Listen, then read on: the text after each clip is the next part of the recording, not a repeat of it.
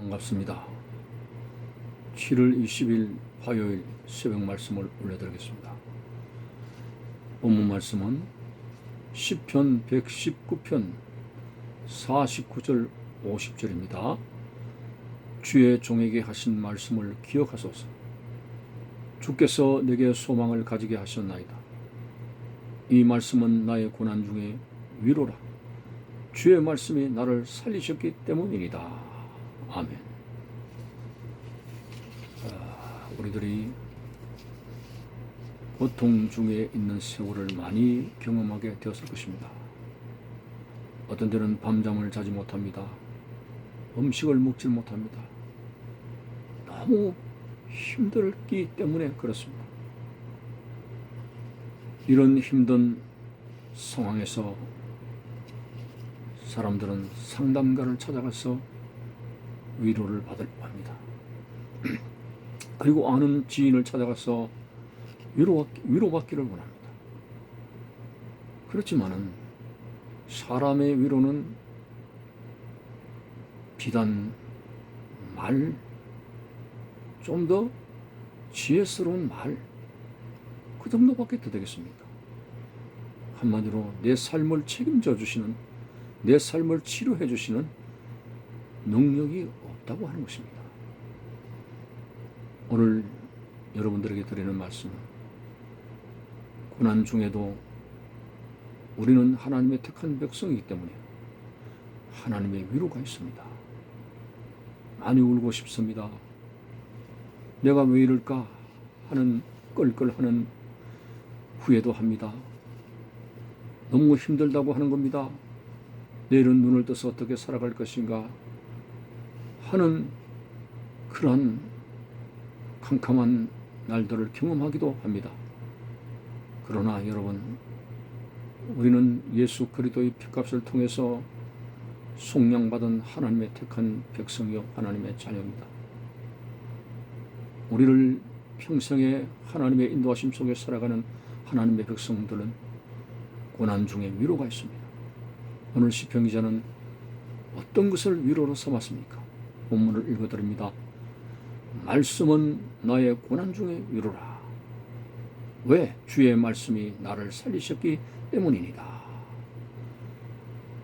여러분, 하나님의 말씀은 상담가를 찾아가서 들을 수 있는 인간의 말과 지혜가 아닙니다. 이 말씀 속에는 내 삶을 치료하고 내 삶을 바꿔주고 나의 운명을 바꿔서 그리스도 안에서 새로운 피조물이 되게 하시는 능력을 겸하신 말씀의 권세입니다. 천지 만물을 하나님의 말씀으로 만드셨다고 합니다. 빛이 있으라고 말이죠. 그 말씀이 오늘 시편 기자는 고백하기를 주의 말씀이 나의 위로가 됩니다. 단순한 마음에 가벼움을 주는 그 정도가 아니라 나를 죽음에서, 나를 사망의 꼴짜기 같은 고통에서 나를 살리시는 권능의 말씀이기 때문에 고난 중에 위로라고 말을 합니다. 50절의 이 말씀은 나의 고난 중에 위로라. 주의 말씀이 나를 살리셨기 때문입니다. 여러분, 고난의 꼴짜기를 가야 하는 우리들에게 하나님의 위로 외에는 우리가 일어날 수 있는 그러한 여지가 없습니다. 우리는 하나님 앞에 울어야 됩니다. 고통과 무거운 짐을 그대로 안고 끙끙거려서는 안 됩니다. 하나님은 나의 아버지라고 하셨습니다. 아버지! 라고 펑펑 울고 싶은 때가 많지 않습니까? 여러분, 하나님께 엎드리고 하나님 앞에 애통해하고 하나님을 찾는 열심을 가진 자에게 하나님의 위로가 있습니다. 애통하는 자는 복이 있나니 저희가 위로를 받을 것입니다. 저 신앙의 용장 엘리야도 인간인지라 갈멜산 전투에서 대승리를 거두었습니다만 자신의 힘이 아니라 하나님의 능력이죠. 이세벨 왕후가 공갈 협박을 해서 바알과 아세라 목상 섬기는 제사장들을 죽인 그 그 엘리야를 죽이겠다고 그렇게 협박을 했을 때 그만 엘리야는 두려움 속에서 사역의 현장에서 벗어나서 저 광야로 로뎀나무, 빈들판 로뎀나무에 쓰러져서 이렇게 말합니다. 주여, 내 생명을 거두어 가소서 라고 했습니다. 얼마나 힘들었으면 이제 내 생명을 거두어 가달라는 그런 기도까지 했겠습니까? 너무나 힘들었던 엘리야의 모습을 봅니다. 그때 얼마 후에 이 엘리야는 40주야를 걸어가며 큰 용기 백배한 힘을 받습니다. 왜? 여호와의 천사를 통해서 하나님께서 그에게 위로를 주셨기 때문입니다. 숯불에 구운 떡과 청량 음료수를 하나님이 대접하시며 용기 백배한 위로를 주셨기 때문에 엘리야는 큰 힘을 얻었습니다. 고난 중의 위로, 하나님은 우리의 고난 당하는 삶의 위로가 됩니다. 구체적으로 하나님의 말씀은 나의 위로의 권세의 능력이 된다고 하는 사실입니다. 이 말씀은 나의 고난 중의 위로라. 주의 종에게 하신 말씀을 기억하소서. 주께서 내게 소망을 가지게 하셨나이다. 말씀 그 자체가, 말씀의 그 약속 그 자체, 말씀의 약속 그 자체가 우리 소망이라고 하는 것입니다. 여러분, 하나님의 말씀을 사모합시다. 예배에 나가는 여러분들이요, 오늘도 하나님께서 나에게 어떤 말씀을 주실까?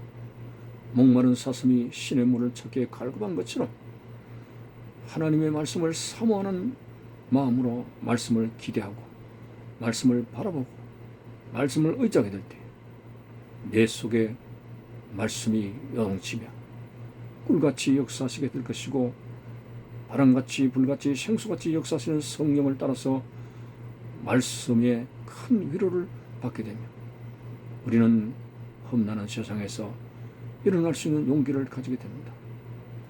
말씀 외에는 누가 우리를 위로하겠습니까?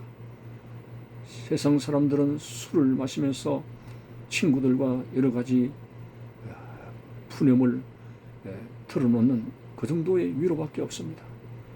그렇지만은 하나님의 말씀의 위로는 완벽합니다. 치료하십니다. 우리를 바꿔놓습니다. 근본적인 문제를 해결하십니다. 하나님 말씀에 소망을 두고 예배의 시간마다 또 고요한 시간마다 성경을 펼쳐놓고 레마로 들어오는 하나님의 말씀, 그 말씀을 통해서 우리가 얼마나 큰 힘을 얻겠습니까? 저도 청년 시절에 방황할 때가 있었습니다. 새벽기도 열심히 나가고 정말 예배 열심으로 들음에도 불구하고 하는 일마다 퍽퍽 넘어지고 되는 게 없다는 그런 결론에 도달하실 때 너무나 힘들었습니다. 지금 다 그런 감정을 들을 수 없고 하나님께서 그때 나에게 주신 말씀이 로마서 8장에 관한 말씀입니다. 누가 우리를 그리스도의 사랑에서 끊으리요? 환난이나 기근이나 핍박이나 그 아무것도 우리를 그리스도의 사랑에서 끊을 수 없으리라는 그 말씀이 마치 어거스틴이 로마서 8장에 관한 말씀을 통해서 새롭게 거듭난 것처럼 저도 그 말씀을 통해 가지고 완전히 큰 위로받고 쓰임을 얻었습니다. 여러분, 하나님의 말씀이 우리를 지킵니다. 하나님의 말씀을 사모하는 자에게 음성이 됩니다. 하나님의 말씀이 눈으로만 읽는 것이 아닙니다.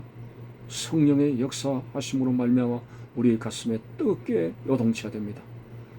이런 역사가 누구에게 나타납니까? 첫째, 믿는 자에게. 둘째, 사모하는 자에게. 하나님의 말씀을 믿고 사모하고 의지하는 자에게 하나님의 말씀은 우리 속에 역사하시게 되는 것입니다. 여러분, 바울에게 데살로니가 교인들의 반응이 바울의 전도하는 말씀을 인간의 말로 받지 아니하고 하나님의 말씀으로 받을 때 얼마나 큰 위로가 되겠습니까?